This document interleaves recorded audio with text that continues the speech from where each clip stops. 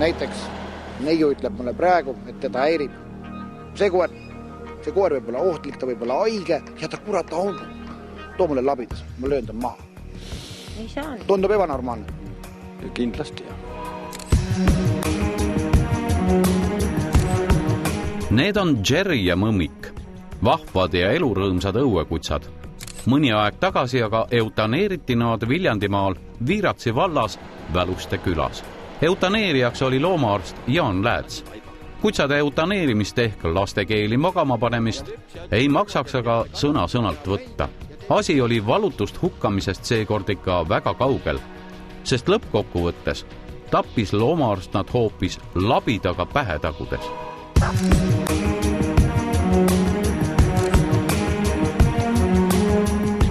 Väluste külarahvas ei saanud esmalt arugi, mis toimub.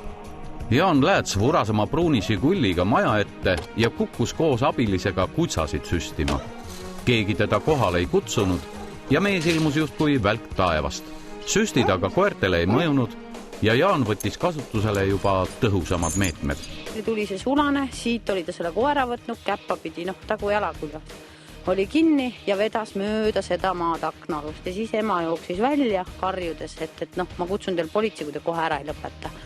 Ja nad viisid koera sinna, kus see teine must auto seisab, seal oli mingi käru, panid sinna käru peale, aga koer hüppas välja kärust ja täpselt sinna teise akna alla nagu magama, pikali heitis.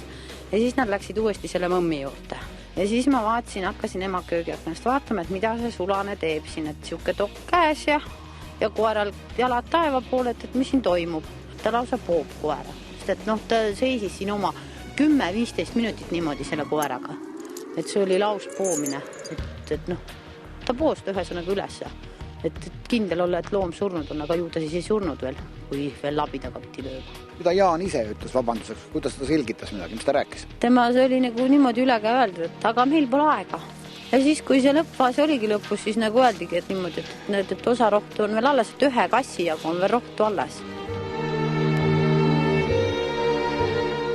Tegelikult sai see kurb lugu aga alguse juba kevadel, kui ootamatult Mõmmiku ja Jerry perenaine, 44-aastane Ülle Kikas suri. Sõbralikust ja lahkest naisest jäid maha 4 last ja 4 koera. Pärast emakese matuseid võttis peretütar Anne nii enda kui ka emalapsed kaasa ja üüris Viljandis suurema korteri. 22-aastasest noorest neiust sai üleöö 5 lapse ema. Mõmmik ja Jerry jäid Välustesse. Neid lubas toitma hakata kõrval trepikojas elav sugulane. Siolgu nagu, mina ei tea, vihaseks sain rohkem ja siis oli kurb. Et üldse räägitud ei olnud midagi, et meil oli muidu kokku lepitud niimoodi, et enne talve siin siis, kui ei leia kohta, et siis aga niimoodi mingi lambist lähevad jääst pääst ja siis veel piinatud neid seal niimoodi. Tulime linna, et linnas on paremad võimalused, et hakkama saada, et maal ei ole tööd ega midagi. Et natukene raske, eks ta linnas ole ka raske, muidugi üürid asjad on kallimad. Aga töövõimalusi on rohkem selle eest. Väikse koera võtsite kaasa? Ühe võtsime kaasa, teise saime ära anda, meil oli 2 väikest koera. Väluste külarahvas ei saa aga noorukase Anne Leinast ja Viljandisse kolimise põhjustest aru. Annet ja lapsi süüdistatakse lausa koerte hülgamises. Jerry ja Mõmmik pole tegelikult majarahvale kunagi meeldinud ja nende pärast on palju kismasid olnud. Reporteri külla saabumine küttis aga kohalikud keerulised suhted lausa taevani. On need tegelased ülejäänud. Kes need loomad jätsid siia õue peale? Kes on see hooldaja, kes pidi neid hooldama? Tema ema. Tema ema, aga kas tema hooldas? Kus on see ema? Me peame praegu kõik siin ringis olema. Terve see seltskond, kes on siin osalised selles loomasaagas.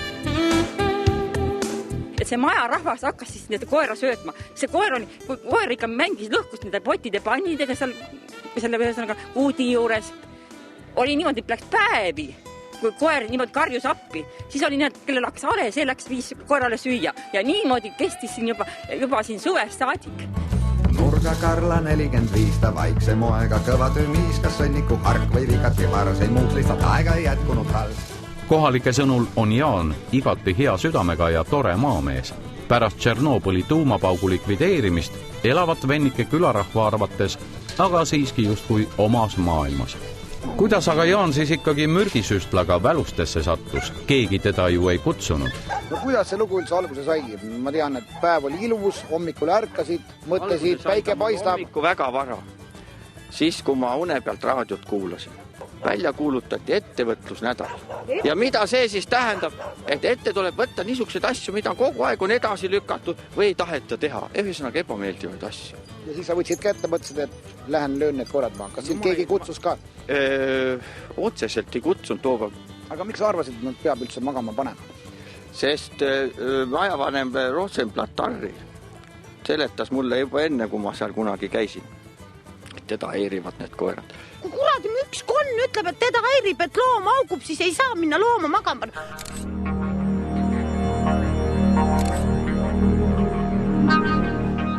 Ootamatult selgub Jaani jutust korraga, et võika tapatöö olevat korda saatnud hoopis augukaevajana kaasa võetud Vardjatalu peremees Hillar Moora. Hillar istunud Jaani väitel omal ajal kolhoosi traktoriga naistes käimise eest ka 8 aastat vangis.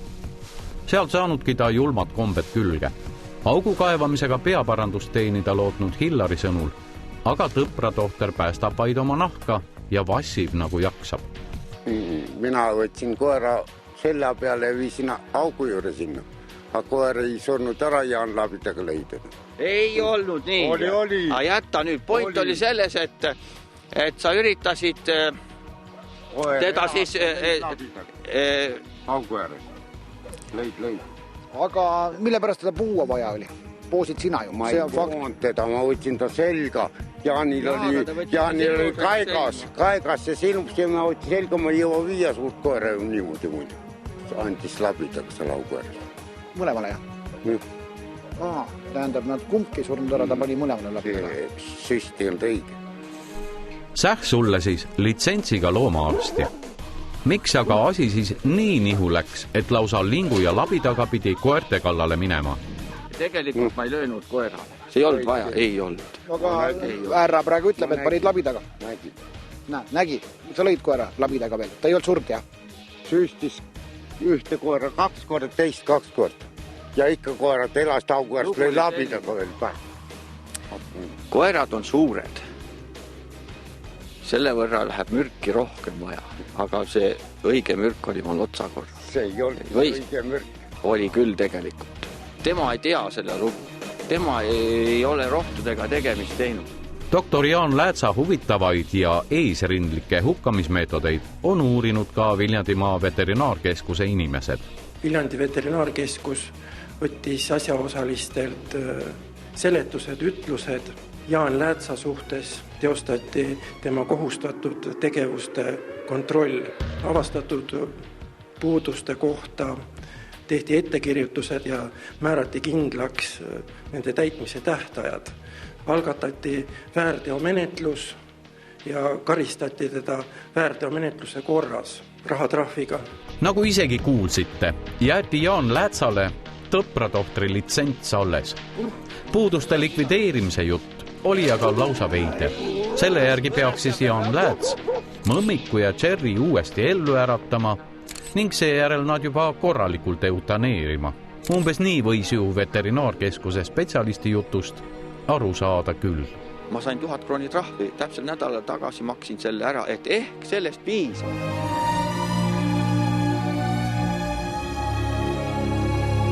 Anne Haljasoks aga võitleb leinaga, kasvatab 5 last ja püüab ellu jääda. Sünkmustad murepilved on selle pere kohal. Julm koeratapp tegi asja vaid hullemaks. Eriti raske on aga Mõmmiku ja Jerry tapmist selgitada pisiperele. Mängisin nendega ja tõin süüa nendele ja krõbinaid, koerte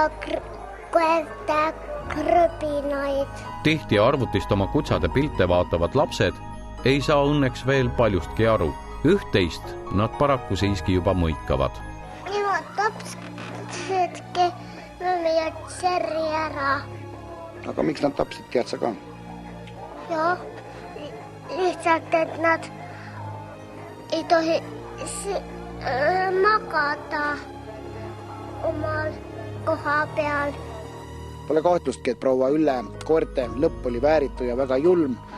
isegi kui nad maeti siia elusast peast, siis nende piinad tänaseks on lõppenud ja enam ei saa neile liiga teha ei ükski loomapiinaja ega ka käpardist loomaarst.